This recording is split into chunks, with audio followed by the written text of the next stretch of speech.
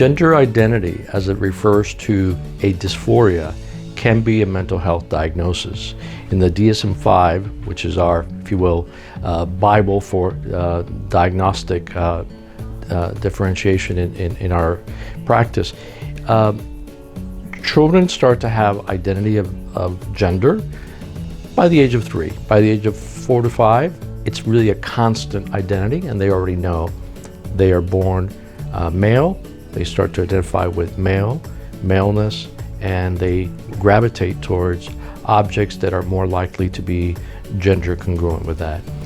With that said, there are cases in which children experiment, which is normal, to play and role play different genders. So sometimes parents get upset about this, but we watch this and only see it as a normal part of experimentation in childhood.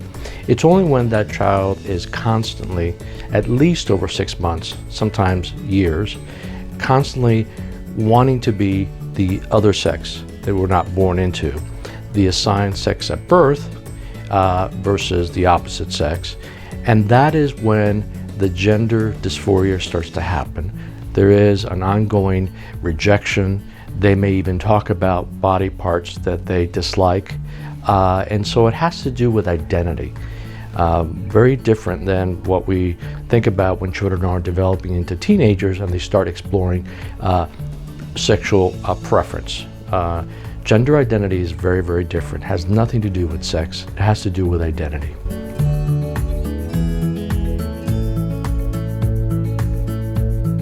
Well, I think it's very important to support the families wherever they are and to help them understand and have families be supportive and compassionate and really help that child, listen to their feelings, listen to what's happening with them so that it doesn't impact their academic performance, their confidence, and their self-esteem. And so all of that is important, being supportive and helping the families walk through that journey as to what's happening to their child and what's going to happen in the future.